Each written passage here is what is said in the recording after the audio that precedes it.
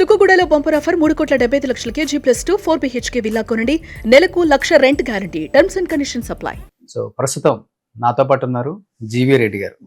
GV Reddy గారు అంటే last ఫిబ్రవరి 2025 అందరికీ గుర్తునే ఉంటుంది. ఒక ప్రభంజనం అని చెప్పుకోవచ్చు. ఆయన రాజీనామా అధికారంలోకి వచ్చిన ఒక్క సంవత్సరంలోనే తిరుగుబాటు, సొంత పార్టీ మీద కావచ్చు, లేకపోతే అధికారుల మీద కావచ్చు, లేకపోతే నాయకత్వం మీద కావచ్చు. అంటే పార్టీ బాగా లోలో ఉన్నప్పుడు పార్టీ గురించి అన్ని టీవీ ఛానల్స్లో కావచ్చు, ప్రతి డిబేట్లో తన వాయిస్ గట్టిగా వినిపించారు ప్రజా వ్యతిరేకత మీద.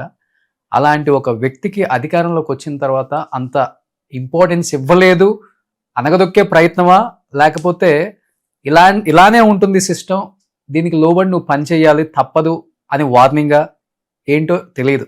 కానీ నాకు ఈ వ్యవస్థలు వద్దు, నాకు ఈ అధికారాలు వద్దు, నా వృత్తి నేను చేసుకుంటాను, న్యాయవాదిగా బయటికి వెళ్ళి నేను హ్యాపీగా మళ్ళీ నా లైఫ్ నేను లీడ్ చేసుకుంటాను అని చెప్పేసి కళాఖండిగా ప్రెస్ మీట్ చెప్పి మరీ ఎంతో మందిని బాధించింది ఆయన రాజీనామా.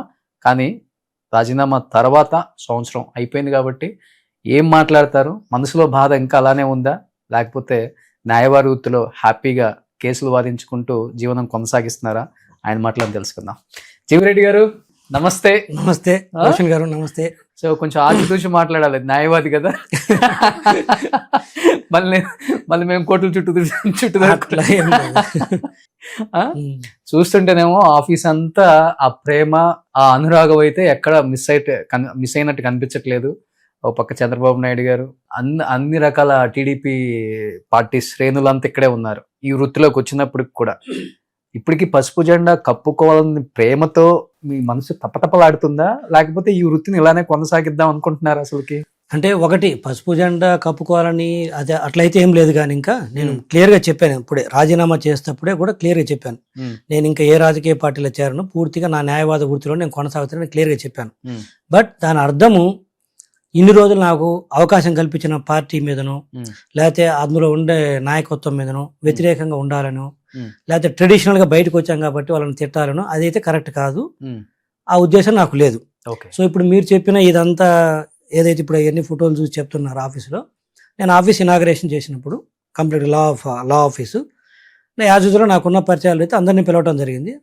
ఆల్మోస్ట్ అందరు ఆఫీస్కి ఓపెనింగ్కి రావడం జరిగింది. సో ఆ నేపథ్యంలో ఇది. రెండోది ఏంటంటే పసుపు జెండా అన్నారు కదా మీరు, అదైతే అంటే నేను ఉద్దేశం పసుపు కండ కప్పుకోకూడదు అనే దానికంటే ముందు రాజకీయాలంటే ఇంట్రెస్ట్ లేదు. సో ఆ కాంటెస్ట్ లో ఇంకా అది టీడీపీ అయితే ఏముంది, విరక్తి పుట్టిందా, వైసీపీ అయితే ఏముంది చెప్తా, విరక్తి అంటే చెప్తాను, దాంట్లోకి వస్తాను. సో ఆ నేపథ్యంలో ఇంకా ఏ పార్టీ లేనప్పుడు నాకు ఇంకా ఇది అనేది ఏముంది, టీడీపీ ఒకటి. నాయకత్వం మీద అంటవా ఆబ్వియస్లీ నాకు చాలా అవకాశాలు కల్పించారు. ఈ రోజు మీ ముందు ఇట్లా కూర్చోన్నానన్నా, లేకపోతే చాలా మందికి నేను టీడీపీ క్యాడర్కి తెలిసినదన్నా కూడా అది మా సారు శ్రీ నారా చంద్రబాబు నాయుడు గారు నాకు కల్పించిన అవకాశం. మొదటిగా అయితే నాకు అవకాశం కల్పించాడు కదా, గుర్తింపించాడు కాబట్టి ఎప్పటికీ నాకు ఆ విషయంలో నేను ఆయనకు లాయల్గా ఉంటాను. సో పెద్దానికి ఎక్కువ లాయల్గా ఉంటారా, లేకపోతే చిన్నానికి ఎక్కువ లాయల్గా ఉంటారు మీరు? అట్లా మీరు ఎందుకు ఇద్దరి మధ్యలో పెడితే ఆ పార్టీలో కూడా ఉంటుంది కదా. ఇప్పుడు బీజేపీ అనుకోండి, మోడీ గారికి ఎక్కువ ఉంటారా, అమిత్ షా గారికి ఎక్కువ ఉంటారా అంటే సమానం చెప్పొచ్చు, లేకపోతే ఇంకో పార్టీలు అంటే చెప్పొచ్చు. ఇది తెలుగుదేశం పార్టీలో శ్రీ నారా చంద్రబాబు నాయుడు గారైనా లోకేష్ గారైనా ఒకటే. సో వాడికి ఎక్కువ తక్కువ అనేది ఏమి ఉండదు. కాకపోతే నాకు వచ్చేసరికి ఎక్కువ అక్వైంటెన్స్, ఎక్కువ రోజులు పనిచేసింది, ఎక్కువ రోజులు అంటే నేను పార్టీలో ఉన్న ప్రతిరోజు కూడా ఆల్మోస్ట్ పనిచేసింది పెద్ద ఆయనతోటి. అంటే మీ ఏజ్ గ్రూప్ కి చిన్న ఆయనతో ఎక్కువ మీరు కనెక్ట్ అవ్వాలి. కరెక్ట్. కానీ మీరు పెద్ద ఆయనతో కనెక్ట్ అయ్యారు. కరెక్ట్. అదే ఏజ్ గ్రూప్ వృత్తి చూస్తేనేమో నేను లోకేష్ గారితో ఉండాలి. కాకపోతే నేను పార్టీలోకి వచ్చిన 1 వీక్ కల్లా నన్ను ఆయన కోర్ కమిటీలో తీసుకుని ఎక్కువ రోజు ప్రతిరోజు నేను సార్తో ఉండేవాను అనమాట. సో ఆ నేపథ్యంలో ఏంటంటే ఎక్కువ పరిచయం కావచ్చు, సాన్నిధ్యం కావచ్చు, ఆయనతోటి నాకు ఎక్కువ ఉంది. ఈయనతో ఆల్మోస్ట్ పరిచయం లేదని చెప్పాను కానీ చాలా తక్కువ. కానీ ఒక మాట అయితే బయట నడుస్తుంటది, ఎంతవరకు నిజమో అబద్ధం నాకైతే తెలియదు, జస్ట్ అడుగుతున్నాను. అంటే ఏజ్కి సంబంధించిన దాన్ని చూసుకుంటే నేను చిన్నయ్యతో కనెక్ట్ అవ్వాలన్నారు కాబట్టి ఇప్పుడు బాగా అంటే అవతల దగ్గర ఎక్కువ మంచి మ్యాటర్ ఉండి సబ్జెక్ట్ మీద అవగాహన ఉన్న వాళ్ళు మాత్రమే పెద్ద ఆయనకి కనెక్ట్ అవుతారు, ఈయన చెప్పింది వినేవాళ్ళు మాత్రమే ఎంతో కనెక్ట్ అవుతారు అనేది ఒకటి ఉంటుంది. అది నిజమా అండి? అసలుకి లేదు, అబద్ధం లేదు. ఇప్పుడు ఇట్స్ నాట్ అబౌట్ సబ్జెక్ట్. కొంతమంది ఇప్పుడు మనకు తెలుసు కదా, హ్యూమన్ రిలేషన్స్ లో సింక్ అవటం అనేది ఉంటుంది. కొంతమంది సింక్ అవుతారు, కొంతమంది సింక్ గారు. దాని అర్థము సింక్ అయిన వాళ్ళందరికీ సబ్జెక్ట్ ఉందని కాదు, సింక్ కాని వాళ్ళకి సబ్జెక్ట్ లేదని కాదు, లేకపోతే ఈయన చెప్పినట్టే వినే వాళ్ళతో ఈయన ఉంటారని. లేకపోతే మంత్రివర్గంలో కూడా ఎక్కువ అలానే తీసుకున్నారు.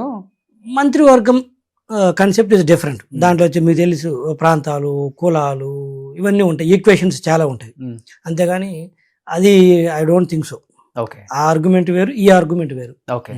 కరెక్ట్గా 1 year అయిపోయింది కదా జీవి రెడ్డి గారు? రేపు February 24th 1 year. 1 year అయిపోయింది.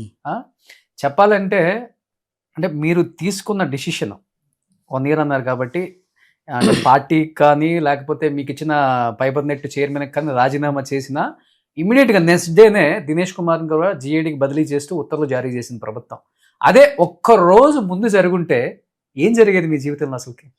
నేను రాజీనామా చేసిన తర్వాత ఆ రోజు ఈవినింగ్ 6 గంటలకు చేస్తే ఇమీడియట్గా 7 o'clockకి నా రాజీనామాను ఆమోదించారు. దాంతోపాటు దినేష్ గారిని కూడా, ఆ రోజున్న ఎండి దినేష్ గారిని కూడా జీఏడీకి అటాచ్ చేయడం జరిగింది. తర్వాత 5 నెలల తర్వాత ఇంకా పోస్టింగ్ ఇవ్వడం జరిగింది. ఇక్కడ ఏమంటే నేనేమంటే ఒక్కరోజు ముందు తన మీద చర్యలు తీసుకుంటే నేను ఆగేవాడినా లేకపోతే అనేది కరెక్ట్ కూడా కాదు. ఎందుకంటే నా ఉద్దేశంలో సిస్టంలో ఐఏఎస్లో నేను అందరూ చెప్పాను, కానీ చాలామంది కూడా సరిగా అంటే ఆఫీస్కి ప్రాపర్గా వచ్చి కూర్చొని అసలు రాష్ట్రానికి ఏం అవసరము, ప్రజలకు ఏం అవసరం అనేది ఆలోచిస్తున్నట్టు నాకు కనిపించలేదు. నా ఉద్దేశం ఏంటంటే ఈరోజు దినేష్ గారు వెళ్తారు, రేపు ఎక్స్ వస్తారు, ఎక్స్ వచ్చినా కూడా పరిస్థితుల్లో మార్పులు వస్తాయని నాకు ఎక్కడ కనిపించలేదు. కొంతమంది ఉన్నారు, బట్ వాళ్ళు సీనియర్స్ ఉన్నారు, దీనికి రాలేదు, వాళ్ళకుండా ఇబ్బందులు వాళ్ళకు ఉంటున్నాయి. సో ఓవరాల్గా నాలాంటి వాళ్ళకి అంటే ఇనిషియల్గా ఉన్న వాళ్ళకి ఇలా ఉన్న వాళ్ళతోటి కొంచెం ఇబ్బంది ఉంటుంది. ప్లస్ వీళ్ళు కూడా మరీ అడమెంట్గా తయారైపోయారు కొంతమంది ఆఫీసర్స్ అయితే. అంటే మేము ఎందుకు చేయాలి, అవసరం లేదు. కొంతమంది ఏమో చేస్తే దీంట్లో తప్పులు దొరుకుతాయేమో, మళ్ళీ వచ్చే ప్రభుత్వాలు మా మీద కక్ష సాధిస్తాయేమో, కేసులు పెడతారేమో, ఈ భయాలతోటి కొంత యారగెన్సీ, ఈ రెండు కలిపి పనులు అయితే జరగట్లేదు. ఈ ప్రాసెస్లో మేము అక్కడ ఉన్నామంటే ఏమవుతుందంటే ఒక 2 సంవత్సరాల తర్వాత ఏమవుతుందంటే ఒక 2 సంవత్సరాలు 3 సంవత్సరాల తర్వాత ఆడ వచ్చేది ఏముండదు. జీవీ రెడ్డి ఒక 200 కోట్లు 300 కోట్లు తినడాన్ని అపనిందలు, లేకపోతే మనం చేయాలనుకున్న పనులు ఒకటి కూడా ముందుకు పోయినప్పుడు ఏమవుతుందంటే అది జీవీ రెడ్డి ఇన్ఎఫిషియన్సీ కింద ముద్ర పడుతుంది తప్పితే ఫలానా దినేష్ కుమార్ ఎండి గుండి తను ఫైల్ మూవ్మెంట్ చేయలేదు కాబట్టి జీవీ రెడ్డి చేయలేకపోయాడు అనేది ఎవరు అనరు. End of the day GV Reddy చేతనైందా చేత కాలేదా, భయపడ్డారా వీటికి? ఇంకో చైర్మన్ భయపడ్డం కదా, ఫ్యాక్ట్ 200 కోట్లు 300 కోట్లు దోచుకున్నాడు జీవీ రెడ్డి, అది గ్యారంటీగా వస్తాయి. వ్యక్తి జీవీ రెడ్డి అనే మాట వస్తుందని భయపడ్డారా, లేకపోతే అనవసరం అంటాను, భయపడటం కాదు, అన్నెసరి. ఇప్పుడు మనకి ఇంకా వేరే అంటే నేను నా ఉద్దేశం వేరే ఉపాధి ఉంటే వేరే అవకాశం ఉంటే వెళ్ళిపోవచ్చు, లేకపోతే సచ్చినట్టు అక్కడ పడి ఉండాలనేది కూడా నా ఉద్దేశం కాదు. బట్ నా వరకు అనిపించింది అవసరం లేదు. ఫస్ట్ ఆఫ్ ఆల్ అలిగేషన్స్ కంటే కూడా మనం ఏమి చేయలేనప్పుడు మనం ఆ సీట్లో కూర్చోవడం అనవసరం. అది ఏ సీట్ అన్నా కానీ, అది మంత్రి పదవి కావచ్చు, అది చైర్మన్ పదవి కావచ్చు, లేకపోతే ఇంకొకటి కావచ్చు. సుమన్ టీవీలో మీ పర్సనల్ అండ్ బిజినెస్ ప్రమోషన్స్ కోసం కింది నెంబర్కి కాంటాక్ట్ చేయండి.